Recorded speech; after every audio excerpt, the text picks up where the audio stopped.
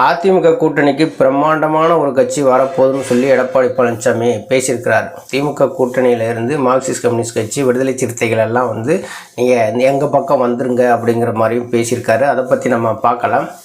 அனைவருக்கும் வணக்கம். தொடர்ந்து ஆதரவளித்தவர் அனைத்து அன்புள்ளங்களுக்கும் மிக்க நன்றி. எடப்பாடி பழனிசாமி இப்போ சுற்றுப்பயணம் போகிறாரு அப்படின்னா அதிமுகனுடைய சாதனைகளை புரட்சித்தலைவி அம்மா அவர்களுடைய சாதனைகளை சொல்லி இவர் 4.5 ஆண்டு காலம் நான் இதெல்லாம் செஞ்சுருக்கேன், அப்போ அதுக்காக நீங்கள் ஓட்டு போடுங்க அப்படின்னு சொன்னால் பரவாயில்ல.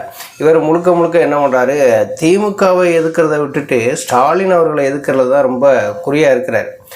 அதே அந்த ஸ்டாலின் அவருடைய எதிர்ப்பை மட்டுமே அவர் கொண்டு போகிறாரு. அப்படி கொண்டு போனால் தான் மக்கள் நம்மளை நம்புவாங்க, நம்மளும் ஒரு பொதுச் செயலாளர் அப்படின்னு சொல்லி நம்புவாங்க அப்படிங்கிறதுக்காக அவர் தொடர்ந்து பேசிக்கிட்டே இருக்கிறார். ஒரு சில இடங்களில் பேசுகிற பூராமே சர்ச்சையான பேச்சுகளாக தான் மாறுது. இப்போ விழுப்புரம் சுற்றுப்பயணத்தில் கூட எடப்பாடி பழனிசாமி பேசினார் இல்லையா, நாங்கள் மகளிர் உரிமை தொகை 1500 கொடுக்கணும்னு சொல்லி அறிவித்தோம். திமுக 1000 தான் சொல்லி இப்போ அறிவித்தாங்க. ஆனால் 1500 விட்டுட்டு நீங்கள் 1000 ரூபாய்க்கு நீங்கள் ஆசைப்பட்டு நீங்கள் ஓட்டு போட்டு தேர்ந்தெடுத்தீங்க அப்படின்னு சொல்கிறாரு. இதே எடப்பாடி பழனிசாமி தான் தந்தி டிவியில் ஒரு பேட்டியில் சொல்கிறாரு, திமுக 1000 ரூபா மகளிர் உரிமை கொடுக்குறேன்னு சொல்கிறாங்களே, இது சாத்தியமா அப்படின்னு சொல்லி கேட்கும்போது, மகளிருக்கு ஒரு 1000 ரூபா அப்படிங்கிறது இந்த திட்டம் சாத்தியம் இல்லாதது அப்படிங்கிறத பேசுகிறாரு. இப்போ எடப்பாடி பழனிசாமி ஒவ்வொரு இடத்துலையும் பேசும்போது என்ன பண்ணுறாரு, முன்னுக்கு பின் முரணாக பேசிக்கிட்டு போய்கிட்டே இருக்கார். இப்போ சுற்றுப்பயணம் மேற்கொள்கிறாரு அப்படின்னா ஒரு தேர்தல் பிரச்சாரத்துக்கான சுற்றுப்பயணமாக தான் இருக்குது. அதில் நாங்கள் எங்களுக்கு வாக்களிங்க, இரட்டை இலை சின்னத்துக்கு வாக்களிங்க அப்படின்லாம் இப்போ பேசலை. தேர்தல் நேரத்தில் இரட்டை இலை சின்னம் கிடைச்சாதான் அதுவும் பேசுவார், இல்லைன்னா அதையும் அவரால் பேச முடியாது. இப்போ என்ன சொல்கிறாரு, எங்கள் கட்சியில் பிரம்மாண்டமான ஒரு கட்சி கூட்டணிக்கு வரப்போகுது அப்படின்னு சொல்கிறாரு. பிரம்மாண்டமான ஒரு கட்சினா என்ன? அதிமுக தான் பிரம்மாண்டமான ஒரு கட்சி. அதுக்கடுத்து பார்த்திங்கன்னா திமுக தான் தமிழகத்தில் ஒரு பிரம்மாண்டமான ஒரு கட்சி.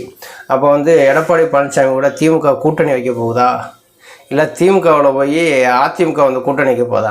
இந்த 2 தானே பிரம்மாண்ட கட்சியாக இருக்குது. இல்லை ஒருவேளை இவரு வருவார் போல், மன்சூர் அலிகான் கூட்டணி பேச்சுவார்த்தை நடத்துவார் போல். ஏன்னா 2024 பாராளுமன்ற தேர்தலில் அவங்களோட தான் ஒரு கூட்டணி பேச்சுவார்த்தை நடத்துனாங்க.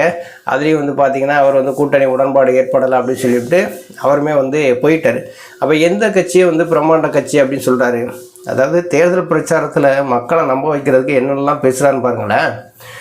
எடப்பாடி பழனிசாமி நம்பி கூட்டணிக்கு வருவதற்கு எந்த கட்சியும் தயாராக இல்லை.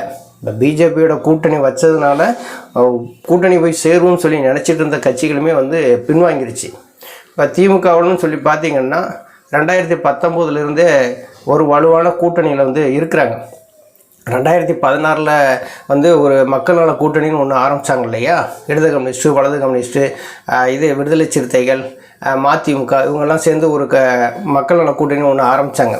அந்த மக்கள் நல கூட்டணி பூரா பார்த்திங்கன்னா 2019 பாராளுமன்ற தேர்தலில் திமுகவோடு ஐக்கியம் ஆயிட்டாங்க. இப்போ 2019, 2021, 2024 இப்போ வர இருக்கிற 2026 சட்டசபை தேர்தல் வரைக்குமே அவங்க கூட்டணி வலுவாக கொண்டு போகிறாங்க.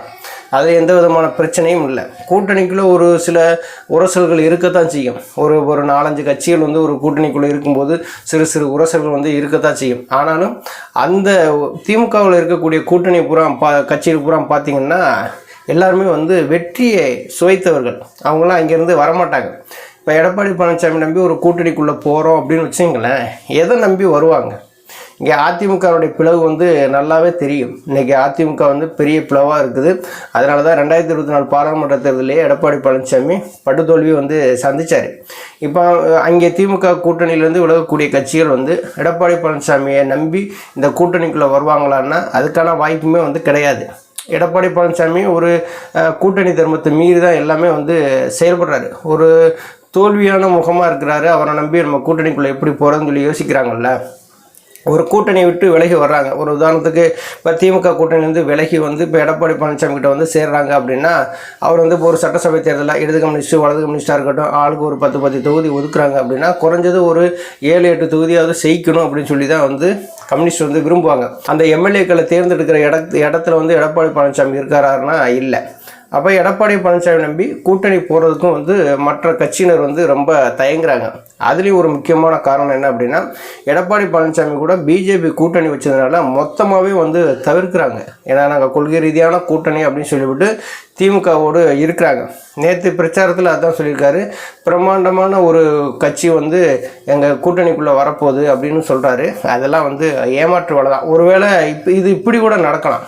எப்படின்னா, இன்றைக்கி அன்புமணி ராமதாஸ் அப்படின்னு சொல்லிட்டு பாட்டாளி மக்கள் கட்சி இரு பிரிவாக வந்து இருக்கு இல்லையா, அந்த இரு பிரிவில் வந்து இப்போ காலையில் கூட வந்து இப்போ செய்தியாளர் சந்திப்பு நடத்த இருக்கிறதா சொல்கிறாங்க. ஐயா ராமதாஸ் அவர் வந்து செய்தியாளர் சந்திப்பு நடத்த இருக்கிறதா சொல்கிறாங்க.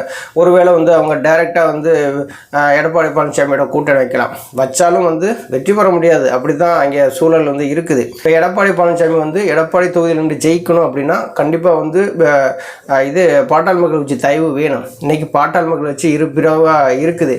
அப்போ எடப்பாடி தொகுதியில் வந்து ஒரு வெற்றி தோல்வியை நிர்ணயிக்கிற இடத்துல வந்து வன்னிய பெருமக்களுடைய வாக்கு வந்து இருக்குது.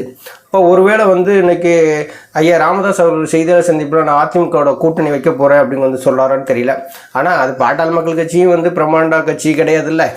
அந்த கட்சியுமே இப்போ வந்து இப்போ 30 ஆண்டு காலம் ஆச்சு அந்த கட்சியும் ஆரம்பித்து பார்த்திங்கன்னா இன்னும் வந்து ஒரு மாநில அந்தஸ்து பெற முடியாத ஒரு சூழ்நிலை தான் உட்காந்துருக்குன்னு 8% வாக்குகள் வந்து அவங்க கைக்கு வந்து கிடைக்கல. இப்போ எடப்பாடி பழனிசாமி என்ன பண்ணுறாரு அப்படின்னா, திமுகவில் இருக்க கூட்டணிகளை நம்மளை எப்படியாவது உடச்சி நம்ம வந்து கொண்டு வந்துடும் சொல்லிவிட்டு போகிற இடங்களை போகாமல் வந்து பேசுகிறாரு. அதுலேயே வந்து இடது கம்யூனிஸ்ட்டு வலது கம்யூனிஸ்ட்டு அவங்களாம் வந்து திமுக கூட்டணியில் இருக்கிறாங்க, திமுக கூட்டணியில் இருந்தாலும் அவங்க முகவரி தெரியாமல் வந்து இருக்கிறாங்க அப்படின்னு சொல்லி பேசினார். விடுதலை சிறுத்தைகளையும் அப்படி தான் பேசினார்.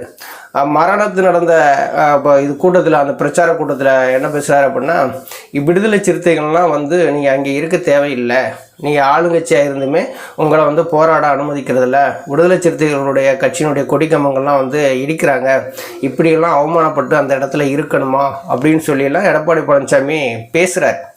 எதனால் பேசுகிறார் அப்படின்னா, அங்கேருந்து அவங்கெல்லாம் நம்மக்கிட்ட வந்துட மாட்டாங்களா அப்படின்னு சொல்லி வந்து பேசுகிறாரு. இருந்தாலுமே வந்து இப்படியெல்லாம் கெஞ்ச வேண்டிய அவசியமே இல்லைங்கிறாங்க தொண்டர்கள். ஏன்னா அதிமுக ஒருங்கிணைந்து இன்றைக்கி செயல்பட்டது அப்படின்னா, இன்றைக்கி ஐயா ஓபிஎஸ் அவர்கள் இன்றைக்கி எடப்பாடி பழனிசாமி இப்படிலாம் ஒருங்கிணைந்து செயல்பட்டாங்கன்னா இப்படிலாம் பேச வேண்டிய அவசியம் இல்லை. எடப்பாடி பழனிசாமி நம்பி இன்றைக்கி கூட்டணி வைக்கிறதுக்கு யாரும் தயாராக இல்லை. இன்றைக்கி புரட்சி தலைவர் அம்மா காலத்துலேயும் சொல்லி பார்த்தீங்கன்னு வச்சுங்க, விடுதலை சிறுத்தைகளாக இருக்கட்டும், இடது கம்யூனிஸ்ட் வலது கம்யூனிஸ்டாக இருக்கட்டும், மற்ற கட்சிகளாக இருக்கட்டும், அம்மாவனுடைய கண்ணாசைவுக்காக காத்துக்கிட்டு இருப்பாங்க. எப்போ கூப்பிடுவாங்க, கூட்டணி பேச்சுவார்த்தையை நடத்தலாம், நம்ம வந்து ஜெயிக்கலாம் அப்படிங்கிற ஒரு எண்ணத்தில் அவங்களாம் வந்து செயல்படுவாங்க. விடுதலை சிறுத்தைகளுடைய தலைவர் திருமாவளவன் வந்து ரொம்ப தெளிவாக வந்து சொல்லிட்டாரு, இது கொள்கை ரீதியான கூட்டணி, அந்த கூட்டணிக்குள்ளே நாங்கள் வரமாட்டோம் அப்படின்னு சொல்லிட்டு அவர் தெளிவாக பேசிட்டார். இடது கம்யூனிஸ்ட் வலது கம்யூனிஸ்டினுடைய தலைவர்கள்லாம் என்ன சொல்கிறாங்க அப்படின்னா, எடப்பாடி பழனிசாமி என்ன இதை சிவப்பு கம்பளம் விரிச்சா எங்களை வந்து வரவேற்க போகிறாங்க இப்படிலாம் வந்து பேசுவார். ஆனால் வந்து நட்டாத்தில் விட்டுட்டு போயிடுவார். இதை வந்து எப்படின்னா வஞ்ச புகழ்ச்சி அணிமாரி, இவர் வந்து நேற்று வந்து முகவரியே இல்லைன்னு சொன்னார் கம்யூனிஸ்ட்டுக்கு, இன்றைக்கி வந்து அழைப்பு விடுறாரு அப்படின்னு சொல்லிவிட்டு அவங்க வந்து கம்யூனிஸ்டினுடைய தலைவர்கள்லாம் வந்து பேசுகிறாங்க. இது அதிமுகவுக்கு தேவையா அப்படிங்கிறதான் இன்றைக்கி வந்து தொண்டர்கள் வந்து கேட்குறாங்க. எப்படிப்பட்ட கட்சி இன்றைக்கி அதிமுக ஒருங்கிணைந்தது அப்படின்னா, இன்றைக்கி திமுகவில் வந்து பிரிஞ்சு வர்ற அந்த கட்சிகள் எல்லாமே வந்து அதிமுக கூட்டணிக்கு வருவாங்க.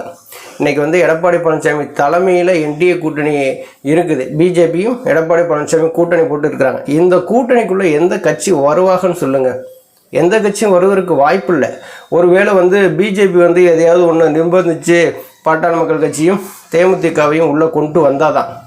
அப்படியே அவங்க கொண்டு வந்தாலும் அவங்களுக்குரிய ஒரு அங்கீகாரம் இங்கே கிடைக்குமானா எடப்பாடி பழனிசாமி கிட்ட கிடைக்காது. கூட்டணி தர்மத்தை மீறுறவர் தான் எடப்பாடி பழனிசாமி. ஏற்கனவே தேமுதிகவுக்கு ஒரு ராஜ்யசபா சீட்டு தர்றேன்னு சொன்னார், அதே வந்து தராமல் தான் போயிட்டார். 2 சீட்டுமே வந்து அவரை வந்து வச்சுக்கிட்டாரு. அதிலே வந்து ஏகப்பட்ட பிரச்சனை வந்து ஓடிச்சு தேமுதிகவுக்கும் அதிமுகவுக்கும். எடப்பாடி பழனிசாமி ஒவ்வொரு சுற்றுப்பயணத்திலையும் நீங்கள் நல்லா பார்த்தீங்கன்னா தெரியும், நீங்கள் வந்து எல்லோரும் கூட்டணிக்கு வாங்கன்னு அழைச்சிக்கிட்டே இருக்கார். திமுகவிலேருந்து வாங்க, உங்களுக்கு அங்கே மரியாதை இல்லை, நாங்கள் இங்கே ரத்தன கம்பளம் போட்டு வரவேற்கிறோம் வாங்க அப்படின்னு சொன்னாலும் அங்கேருந்து வருவதற்கு யாரும் தயாராக இல்லை. அப்படியே வருவதற்கான ஒரு சூழல் இருந்தாலும் எடப்பாடி பழனிசாமி தலைமையை நம்பி வருவதற்கான ஒரு அந்த வாய்ப்பும் வந்து யாருக்கும் வந்து ஏற்படலை. சிறு சிறு கட்சி தலைவர்கள்லாம் என்ன பேசுகிறாங்க, அதிமுக ஒருங்கிணைந்தது அப்படின்னா கூட்டணிக்கு வந்து பேச்சுவார்த்தை நடத்த கூட்டணி வைக்கிறதுக்கு நல்லாயிருக்கும். இன்றைக்கி அதிமுகன்னு பார்த்தீங்கன்னா ஒரு 4 பிரிவாக போய் இருக்குது. அப்படி இருக்கும்போது கூட்டணி போய் சேருவதற்கு எந்த கட்சியும் தயங்குறாங்க அப்படிங்கிறதான் பேசுகிறாங்க.